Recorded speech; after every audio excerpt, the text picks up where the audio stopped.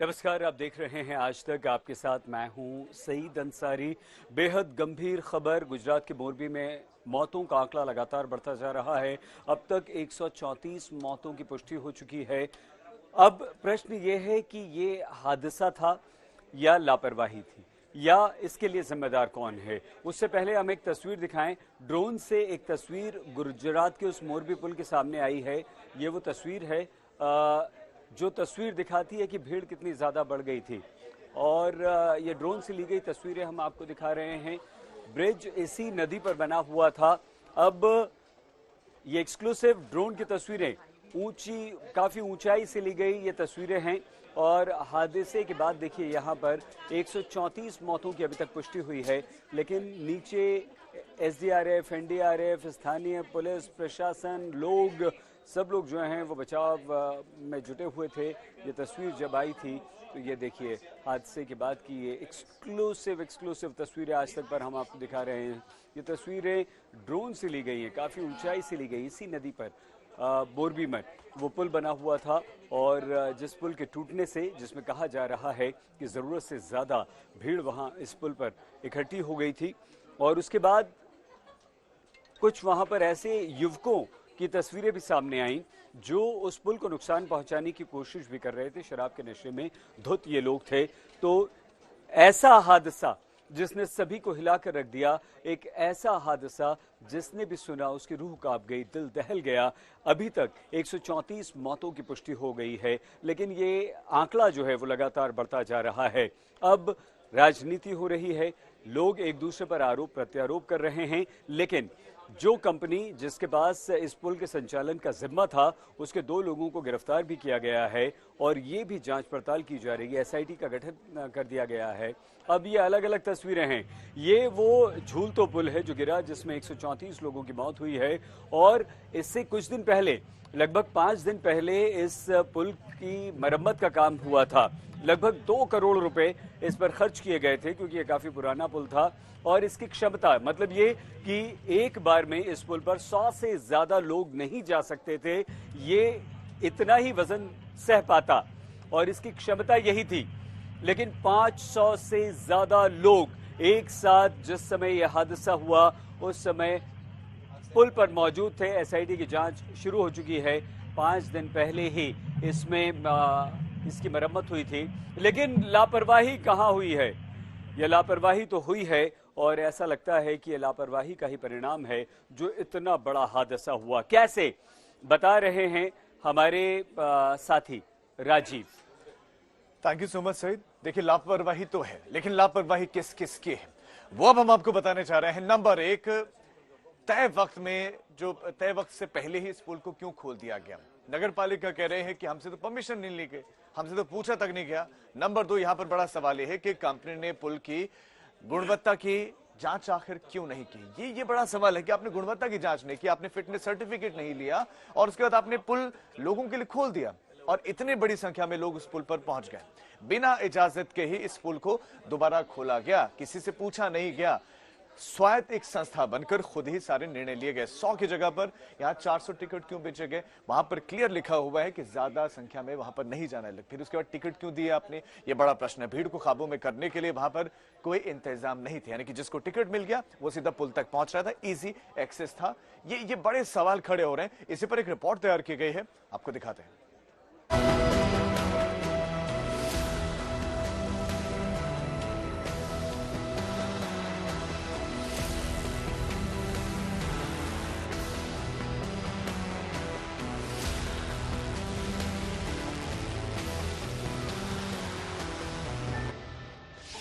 शाम 6:31 और 50 सेकंड। गुजराती में मोरबी के इस पुल को लोग झूलतो पुल यानी झूलने वाला पुल कहते हैं। ये सीसीटीवी फुटेज इसी पुल के छोर पर लगे कैमरे में कैद हुआ है। हादसे से चंद सेकंड पहले का ये वीडियो दिखा रहा है कि हादसे से पहले तबाही की जरा भी आहट महसूस नहीं हुई। रविवार का दिन होने की वजह से अच्छी खासी भीड़ है। लोग एक दूसरे की तस्वीरें खींच रहे हैं, सेल्फी ले रहे हैं। किसी को अंदाजा नहीं था कि कुछ ही पलों में उनके पैरों के नीचे से जमीन खिसकने वाली है। झूले पर मौजूद लोगों में एक शख्स दोनों हाथों से पुल के जाल को पकड़कर उसे हिलाता है। सीसीटीवी की घड़ी में शाम 6:31 और 57 सेकंड का वक्त हो चुका है।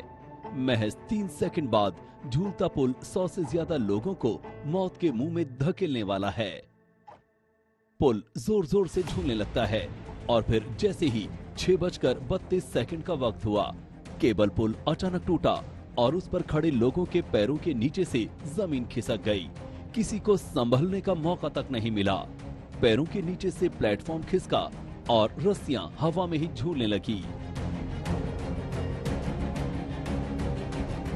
नीचे मच्छू नदी का पानी उनमें से कई को ऐसा निगला कि दम घुट गया।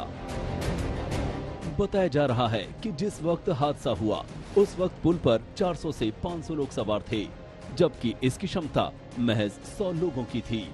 पुल पर मौजूद लोगों में बड़ी संख्या में महिलाएं और बच्चे भी थे।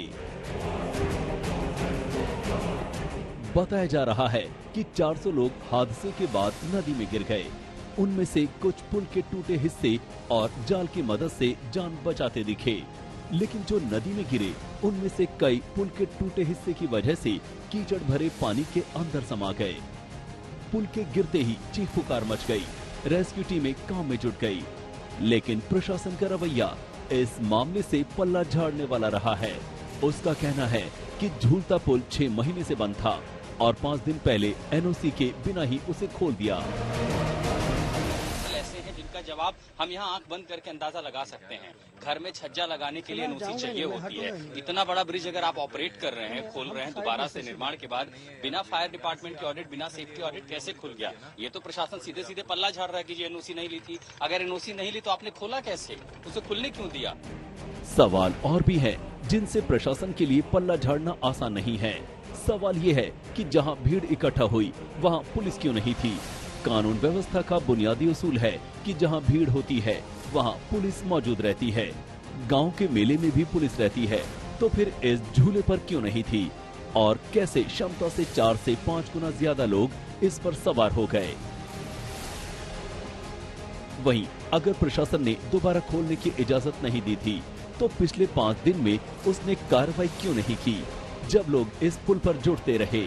कुछ 2019 की पुरानी फोटो हमने सोशल मीडिया पर देखी। लोग शिकायत कर रहे थे कि ये दरअसल शीट बहुत ज्यादा मोटी नहीं होती, कहीं से क्रैक है, कहीं टूटा फूटा है, उन सब की मरम्मत यानी पूरी तरह से। वहां हमने कुछ मेटल शीट इस तरह की देखी जो बहुत नई थी, उससे ये अंदाजा था कि कम से कम इनको रिपेयर किया गया है। लेकिन सबसे बड़ा ऑडिट किसको देखते हैं? ये टूटा, हो सकता पुल को बंद किया जाए क्योंकि ये विजिबल है, वहां छोड़ दिया जाए। लेकिन जिस तार के साथ एक मोटी तार ऊपर से गुजर रही है, उसके साथ छोटी तारों के साथ, पतली तारों के साथ ब्रिज को जोड़ा जाता है, सपोर्ट दिया जाता है। क्या उसका सेफ्टी ऑडिट हुआ था? हुआ था तो आखिरी बार कब हुआ था? कहीं ऐसा तो नहीं कि उसको नकार दिया गया? और बिना सेफ्टी ऑडिट, बिना एनओसी, ये सबसे बोगस दलील है कि हम एनओसी नहीं था, उन्होंने खुद से चला लिया।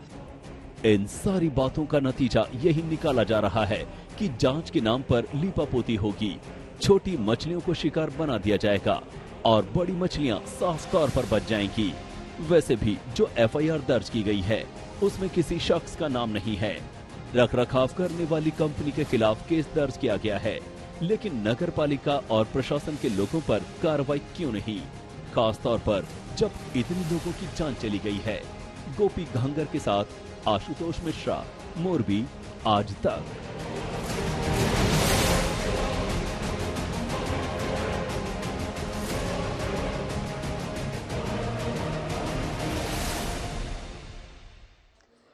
तो इस रिपोर्ट के जरिए आप इस हादसे से जुड़ी तमाम जरूरी जानकारियां समझ पाए होंगे। गोपी घांगर लगातार कल रात से इस खबर से जुड़ी जानकारी और तस्वीरें आप तक पहुंचा रही है। हमारे साथ एक बार फिर से गोपी जुड़ गई हैं सीधे मोरबी से। गोपी, जिस तरह की बातें अब सामने निकल कर आ रही है, खास तौर पर एनओसी को लेकर, ये बहुत बड़ा गंभीर सवाल है और इसको लेकर आगे जांच किस दिशा में बढ़ती हुई नजर आ रही है? बिल्कुल, देखिए मैं आपको फिलहाल बता दूं कि एनओसी को लेकर अब जो जांच है वो शुरू हो चुकी है। जो एसआईटी है, 5 सदस्यों वाली टीम जो है वो इसकी इन्वेस्टिगेशन कर रही है। साथ ही जो एफआईआर है वो भी दर्ज कर दी गई है। हालांकि सवाल यहाँ पे ये खड़ा होता है, जो एफआईआर दर्ज की गई है उसमें किसी के नाम का जिक्र नहीं किया गया है। लेकिन सबसे पहले तो मैं आपको वो दृश्य दिखाना चाहती हूँ। कल शाम 6 बजे, 6:30 बजे जो हादसा हुआ था उसका रेस्क्यू ऑपरेशन अब भी यहाँ पे जारी है। आप देख सकते हैं एनडीआरएफ की जो टीम है वो लगातार अब भी यहाँ पे रेस्क्यू ऑपरेशन कर रही है।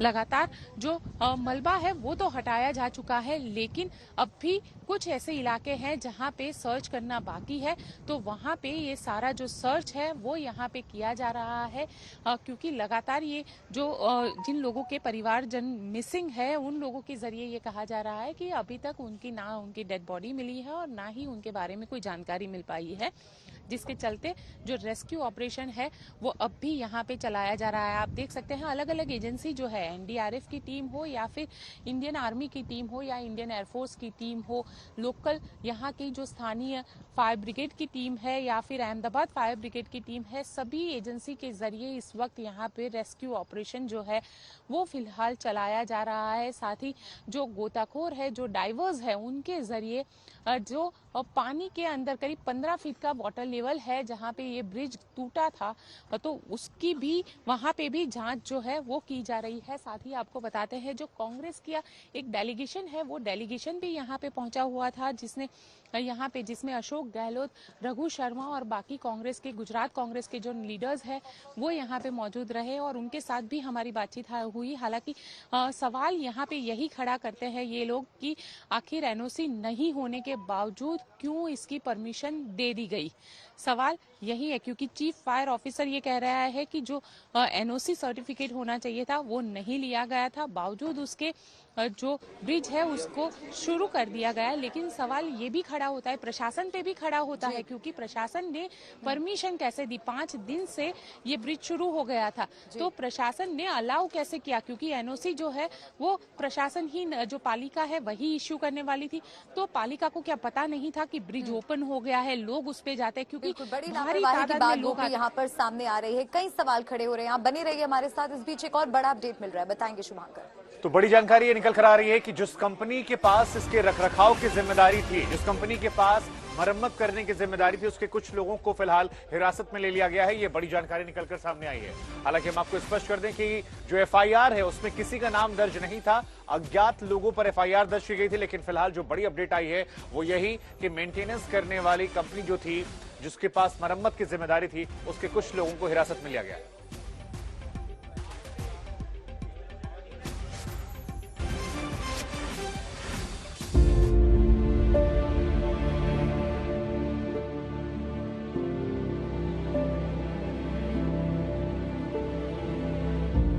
जिस हादसे ने 130 से ज्यादा लोगों की जान ले ली,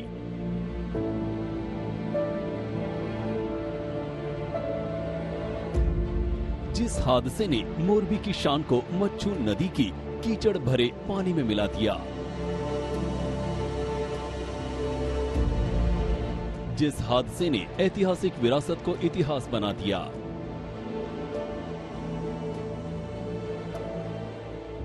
उस हादसे के पीछे सामने आई भयंकर लापरवाही।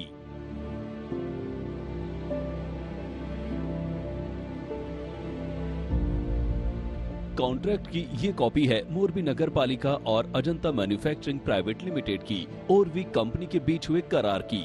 इसी साल मार्च 2022 में अजंता मैन्युफैक्चरिंग प्राइवेट लिमिटेड ने मोरबी की हैंगिंग ब्रिज के रखरखाव के लिए 15 साल का करार किया था।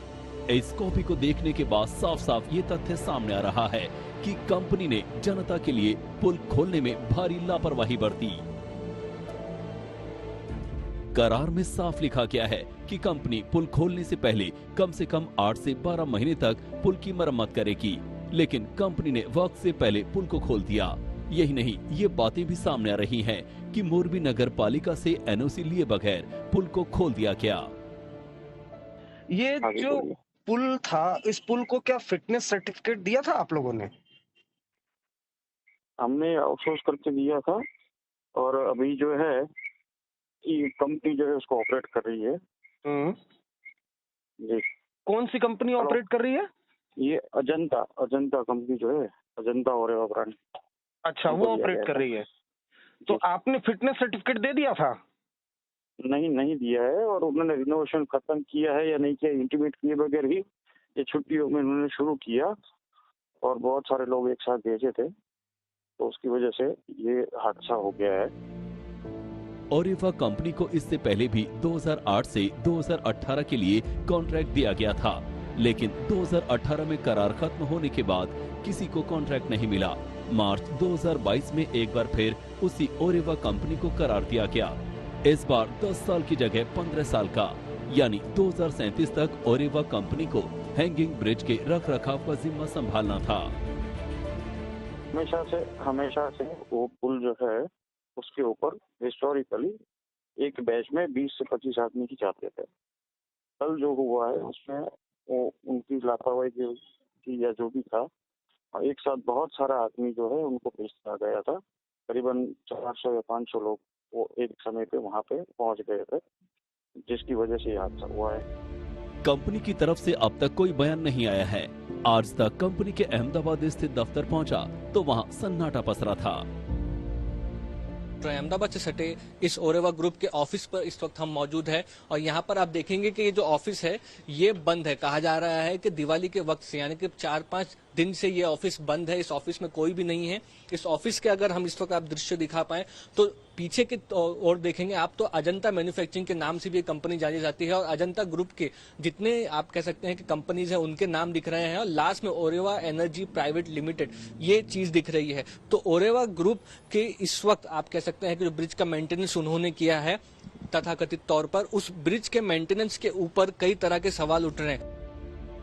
आज तक को मिली जानकारी के मुताबिक इस करार पर सहमति जनवरी 2020 में ही बन गई थी। मोरबी के कलेक्ट्रेट ऑफिस में हुई उस बैठक में अजंता कंपनी के प्रतिनिधि के अलावा मोरबी नगर पालिका के अधिकारी मौजूद थे। मोरबी नगर पालिका ने अजंता से जो करार पुल की बेहतरी के लिए किया वो मौत का ठेका साबित होगा, किसी ने सपने में भी नहीं सोचा होगा। ये मैन मेड डिजास्टर है। ये क्यों ऐसा हो सकता है? क्यों हमारा महाराजा सहवागजी ठाकुर उसने झूलता पुल बनाया था, 150 साल कुछ नहीं हुआ, आज 3 दिन में कुछ तो प्रश्न होगा ना। ये मैनेजमेंट है, क्या कहूँ। सबूत साफ साफ इशारा कर रहे हैं कि ये कोई हादसा नहीं है बल्कि भयंकर लापरवाही का मामला है और इस लापरवाही की भेंट 130 से ज्यादा जिंदगी चढ़ गई। अरविंद ओझा के साथ आज तक ब्यूरो।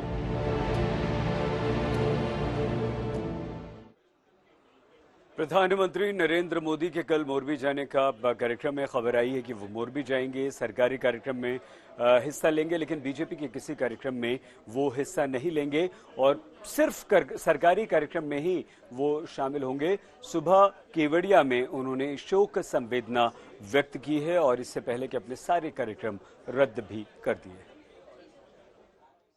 मैं एकता नगर में हूं पर मेरा मन मोरबी के पीड़ितों से जुड़ा हुआ है।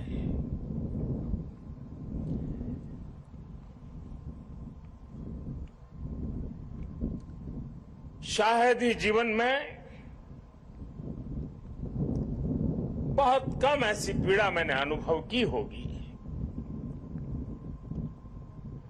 एक तरफ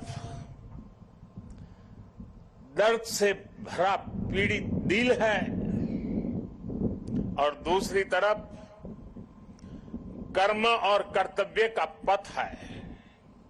हादसे में जिन लोगों को अपना जीवन गंवाना पड़ा है, मैं उनके परिवारों के प्रति अपनी संवेदना व्यक्त करता हूं। दुख की इस घड़ी में सरकार हर तरह से पीड़ित परिवारों के साथ है। पहाड़ों पर बरसात थम गई है, लेकिन लैंडस्लाइड का, भूस्खलन का जो सिलसिला शुरू हुआ था वो नहीं थम रहा है।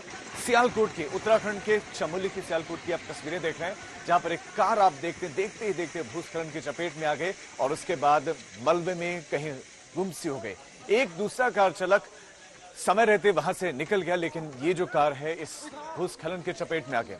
उत्तराखंड में पहाड़ियां कमजोर हैं और खासतौर पर सड़कों के किनारे जो लैंडस्लाइड जोन सक्रिय हुए हैं वहां पर लगातार भूस्खलन का दौर जारी है। पहाड़ों पर बारिश के बाद से ये जमीन अब भुरभुरी सी हो उठी और ये चमोली की तस्वीरें आप देख रहे हैं जहां पर एक पहाड़ का बड़ा हिस्सा टूट कर नीचे आ गिरा। हालांकि ये देखिए, ये आप गाड़ी देखेंगे खड़ी है,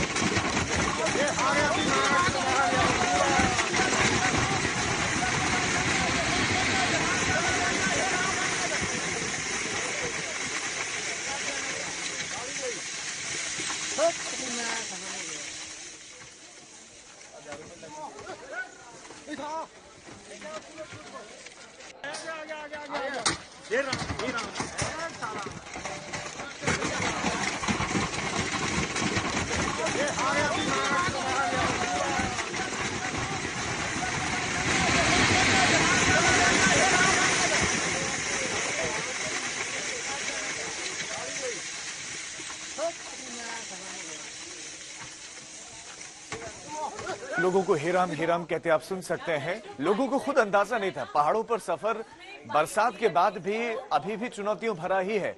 कब कहां पर कौन सा पहाड़ दरक जाए अनुमान नहीं लगाया जा सकता है। यही वजह कि ये पहाड़ पर एक पीली नंबर प्लेट वाली ये टैक्सी खड़ी थी और सड़क के बिल्कुल किनारे पर ऊपर की तरफ पहाड़ी की तरफ खड़ी थी, लेकिन पहले पत्थर गिरने शुरू हुए और पत्थरों के साथ साथ जिसे चट्टाने या बोल्डर कहते हैं, फिर उसके बाद मिट्टी आने शुरू हुई और पूरी की पूरी कार दब गई और परखचे हो गए।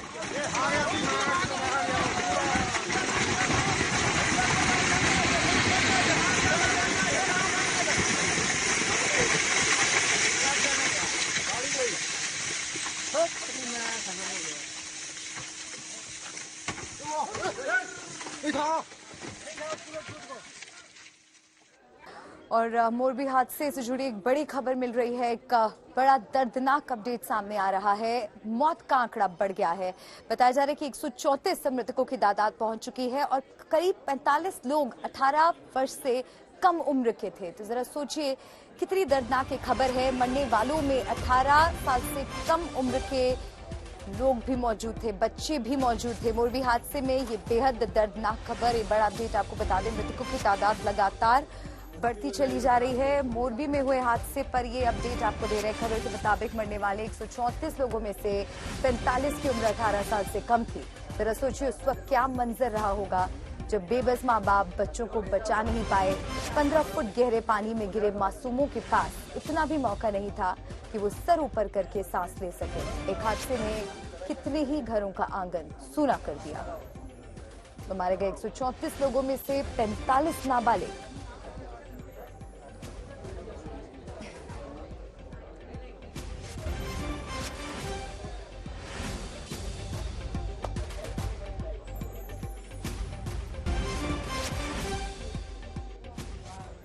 मानवीय लापरवाही जो है वो 134 जिंदगियों पर भारी पड़ी है। आलम यह है कि सैकड़ों परिवार ऐसे हैं जो अभी भी अपनों की तलाश कर रहे हैं। कई ऐसे हैं जो शवों को सामने देखकर गमजदा हैं, आंखें भरी हुई हैं, परिवार में मातम पसरा हुआ है और वो ये सवाल पूछ रहे हैं कि आखिर इस हत्या के पीछे, इस आंकड़ों के पीछे जिम्मेदार कौन है। वो कौन है जिसकी वजह से इन परिवारों ने अपनों खोया, जिसकी वजह से उनकी आंखें नम हैं। एक रिपोर्ट दिखाते हैं इसी सवालों को लेकर।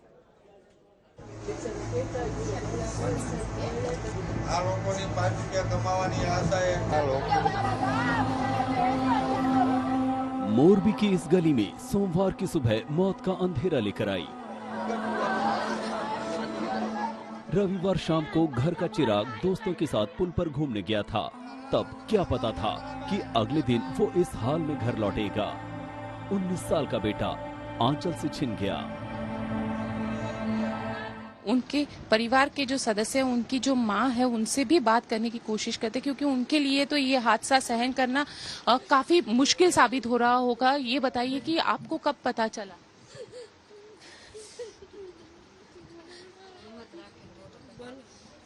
बिल्कुल, देखिए यहाँ पे उनके लिए बोल पाना भी मुश्किल हो रहा है। मोरबी की इस गली में 4-5 घरों में ऐसा ही मातम है। सबकी आंखें नम है। कौन किसका गम साझा करे और किसको कंधा दे।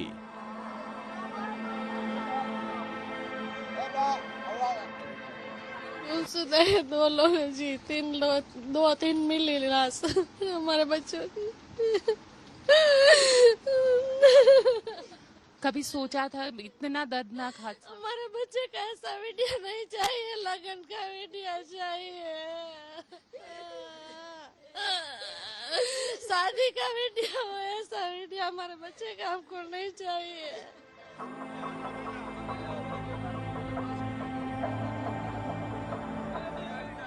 लोगों का कहना है कि 6 महीने बंद रहने के बाद 5 दिन पहले ही पुल खुला था। रविवार को छुट्टी का दिन था, इसलिए बच्चे घूमने चले गए। हादसे की खबर आते ही गली के लोग मदद के लिए मौके पर पहुंचे, लेकिन तब तक सब कुछ खत्म हो चुका था। हादसे में बचे इमरान अजमेरी अस्पताल में हैं। इमरान का कहना है कि उनकी आंखों के सामने ही उनका दोस्त डूब गया और वो कुछ नहीं कर सके। छोटे छोटे बच्चे ऐसे तल रहे थे पानी में, मैं भी नहीं बचा सका उसको। बहुत दिन सारे लोग चिल्ला रहे थे, आवाज लगा रहे थे, मदद के लिए पुकार। आधा घंटा 1 घंटा हो गया, कोई बचाने के लिए नहीं आया। 1 घंटे के बाद आए सब लोग, बहुत चिल्ला रहे थे। छोटे छोटे बच्चे थे, लड़की लोग थे, बच्चे चिल्ला रहे थे। मोरबी के कई मोहल्लों में मौत का मंजर पसरा हुआ है। इस हादसे में रुपेश भाई के घर से एक साथ 4 लोगों की अर्थी उठी तो सबकी आंखें नम हो गई। हादसे में घर के तीनों बच्चों 8 साल के तुषार, 5 साल के श्याम और 2 साल की माया की मौत हो गई। रुपेश भाई खुद तो किसी तरह तैरकर बाहर आ गए, लेकिन उनकी पूरी दुनिया डूब चुकी थी। गोपी घांगर, मनियार, मोरबी, आज तक।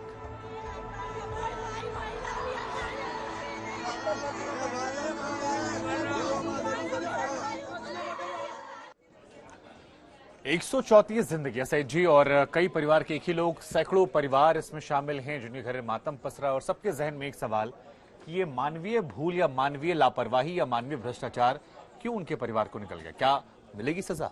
शुभ, बहुत महत्वपूर्ण प्रश्न आप यहाँ पर उठा रहे हैं और देखिए जिंदगी का कोई भरोसा नहीं, लेकिन उसके लिए जिम्मेदार कौन है, ये प्रश्न आपका महत्वपूर्ण है। एक रौनक बनिहार एक लड़का है, 2 घंटे पहले लगभग 4:30 बजे होंगे, रौनक ने एक वीडियो जो है वो पोस्ट किया अपने इंस्टा पर। हंसी खुशी थी, अच्छा माहौल था और थोड़ी ही देर बाद मातम में तब्दील हो गया सब कुछ। ये देखिए, यही वो रौनक का वीडियो हम आपको दिखा रहे हैं।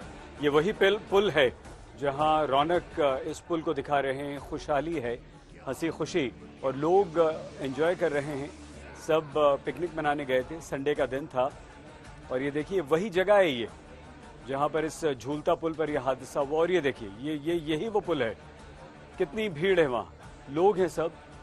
ये रौनक ने वीडियो पोस्ट किया था और कुछ ही देर बाद, लगभग 2 घंटे बाद ये गंभीर हादसा होता है और ऐसा हादसा होता है जिसने सैकड़ों परिवारों को गम के सागर में डुबो दिया। ये देखिए झूलतो पुल गुजराती में वहां लिखा हुआ है और रौनक मनियार का ये वीडियो जो उन्होंने इंस्टाग्राम पर पोस्ट किया था। और अब हम कुछ देर बाद की, लगभग 2 घंटे बाद की अगर तस्वीर आपको दिखाएं तो ये दृश्य एकदम बदला हुआ था। 2 घंटे बाद 4:30 से 6:30 बजे, 2 घंटे बाद वहां चीख पुकार मची हुई थी, वहां पर मातम था, एक दूसरे को बचाने की कवायद थी और बच्चे, महिलाएं सब जिंदगी की जद्दोजहद में लगे हुए थे।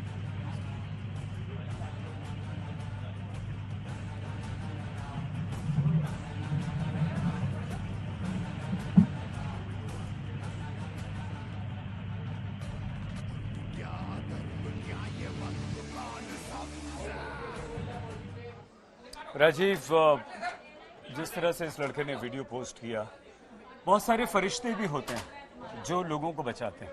आपने फरिश्तों की बात की, कैसे फरिश्ते? तौफीक भाई, गुजरात चुनाव में कांग्रेस पार्टी बहुत इफेक्टिवली लड़ रही है और गुजरात चुनाव को कांग्रेस पार्टी गुजरात में जीतेगी। बहुत भारी एंटी इनकम्बेंसी है और जो आम आदमी पार्टी का है पूरा हवा में है, ग्राउंड पे कुछ नहीं है। आप मीडिया का मतलब वहां से वो फंडिंग करते हैं, दिल्ली से एडवर्टाइजिंग करते हैं, तो हवा बना रखा है। But Congress party is a solid party in Gujarat. Congress party is going to win the election there. हाँ जी, नहीं सप्लीमेंट्री नहीं प्लीज। हाँ अरुण, पिछले कुछ विधानसभा चुनाव में आप कर्नाटक की बात करिए, आप गुजरात की बात करिए, दोनों जगह पर बहुत इफेक्टिव आपने कैंपेन किया था। गुजरात को इस बार आप क्या भारत जोड़ो यात्रा से एक बार कैंपेन करेंगे या वहां पिछले जाएंगे हिमाचल प्रदेश और गुजरात को दूसरी बार नहीं, एक ही क्वेश्चन, नहीं अरुण एक ही क्वेश्चन प्लीज, एक ही सवाल। वो जब हम मैं पिछली बार गया गुजरात में तो आपने कहा था इस बार वो जो तैयारी पिछली बार थी वो दिख नहीं रही है, ये आपने कहा था उस टाइम। इस टाइम तो हो नहीं रहा है कुछ, और फिर चुनाव के बाद कहा भैया ये क्या हो गया। तो मैं आपके जो सवाल है मैं आपको रिमाइंड कर रहा हूं। देखिए भारत जोड़ो यात्रा चल रहा है, इसमें हम एक मैसेज देने की कोशिश कर रहे हैं और हम इस मैसेज से डिस्ट्रैक्ट नहीं होना चाहते हैं। मगर गुजरात का चुनाव, हिमाचल के चुनाव के बारे में हमारा डिस्कशन चलेगा। Kharge ji is the president of the party, he will decide how I am to be utilized. ये हिंदी मीडिया के सवाल हो चुके हैं, मैं अभी अंग्रेजी के सवाल लूंगा। आखिर में 3 सवाल हैं। Ravikant. Good afternoon, sir. I'm Ravikant Reddy from the Hindu newspaper. So, irrespective of what the party says, people perceive this yatra as a political yatra, in a sense. So, in that sense, after finishing the yatra, at the end of the yatra, where do you see yourself as a politician in the country? But I just want to ask you, so, I mean, obviously, it is a political action. This is not a sports yatra, or, this is, of course it is a political action. And it is a political action against the way the BJP and the RSS are dividing the country and damaging the country, spreading hatred, spreading violence. This is a completely political action, okay? And the aim of the action is to spread the message across India that the hatred and the violence that the BJP is spreading are weakening the country. They are anti-national activities, and it is not Indian culture. Indian culture is harmonious, peaceful, affectionate. That is the idea behind the yatra, and it is 100% political message. Ravikant, no supplementary, please. Please. No supplementary, please, Ravikant. Please. You can walk with... No, Ravikant. No, I'll answer the final point. Don't worry. My final point is... No, please, how do I see myself? He's willing to answer. We can't break rules. He's willing to Please, answer. we have to run according to rules. The Bharat Jodo Yatra is running according to rules. Surely a press conference can run according to rules. Roshan Ali. Roshan Ali. Sir, right now, I'm involved in this. मैं राजनीति नहीं करना चाहता। मोरबी हादसे पर राहुल गांधी का बयान। मोरबी हादसे में जिस वक्त चीख पुकार मच रही थी, उस वक्त कुछ लोग ऐसे भी थे जो उन लोगों की मदद करने के लिए आ गए। उसी में से एक थे तौफीक भाई, जिन्होंने 35 बच्चों की, अपनों की जिंदगी बचाने के चलते उन्होंने इन 35 बच्चों की जिंदगी बचाई। भी मेरे सब सर में और आंखों में यही दिखता है मैडम। इतने छोटे छोटे बच्चे थे मैडम, बहुत देखा, मेरे आंख में आंसू भी चले आ रहे थे मैडम, फिर भी मैं ऐसे ही सुबह तक में लगा रहा था। क्या वो जो मंजर था जीवन में कभी भूल पाएंगे? नहीं, कभी नहीं मैडम। अभी मैं बात कर रहा हूँ, फिर मैं आंसू तो नहीं निकाला, पर दिल में इतना मुझे दर्द हो रहा है मैडम कि किसी को मैं कह नहीं सकता मैडम। बेहद दर्दनाक, बेहद दर्दनाक मैडम। ऐसा दर्द कभी नहीं हुआ है मैडम मेरे। कितने बच्चे कितने होंगे? बस बच्चे तो 30 से 35 बच्चे तो हो गए कम से कम। फिर आगे जो आ रहे थे बहुत सेवा वाले थे, मैं एक तो नहीं था मैडम। यहाँ जितने भी कोई दर्दी पास था वो भी लग गया, तो कोई बाहर से आ रहा था, सब लग गए थे मैडम। धर्म के नाम पर जो लोग राजनीति कर रहे हैं उनको क्या संदेश देना चाहते हैं? आप तो मिसाल है कि आप बिना धर्म को देखे ही मदद कर रहे हैं। मैं यहीं से सबको, जो कुछ बड़े सर अफसर हो, मैं यही देखता हूँ, बस एक ही, कुछ भी करो मगर एक धर्म ना देखो। इंसानियत के लिए बस एक ही इंसानियत रखो। इंसान है ये, बस यही देखो, धर्म ना देखो। बिल्कुल, इंसान है यही देखो, धर्म ना देखो। और यही यहाँ के ये जो तौफिक भाई है उनका भी यही कहना है। और अगर देखने जाए तो बहुत सारे लोग हैं। यहाँ पे एक और शख्स है जो इसी ये बताइए कि आपने कितनी लाश निकाली? 5-6 निकाली थी मैंने, 5-6 लाश। यहाँ हमको मालूम पड़ा कि झूलता पुल टूट गया है। मेरी लड़की डिलीवरी में तो वहाँ गया सब, निकाली लाश, 5-6 लाश। कितना दर्दनाक मंजर था वो? बहुत था बेन, बहुत था बंधन। रात का टाइम था बेन, 10-11 बज गया था। दिवस हो तो ज्यादा निकले, रात का था बेन, ठर जाते थे। ये बताइए कि क्या कहेंगे खास करके जब धर्म के नाम पे लोग राजनीति करते हैं? हाँ से मंजूरी नहीं दिया था बेन झूलता पुल की, तो धर्म की राजनीति करते हैं। जाने का नहीं दिया था मंजूरी, 7 महीने का काम चलता था बेन, मंजूरी नहीं दिया था तो ये दे दिया। चलिए, बिल्कुल मंजूरी नहीं था, बाद फिर भी उसको दे दिया था। और ऐसे लोग मिसाल है जो सच में लोगों की मदद के लिए अस्पताल में अपने परिजनों को छोड़कर लोगों की मदद के लिए आगे आए थे। कैमरामैन उज्जवल ओझा के साथ गोपी घांगर, मोरबी, आज तक।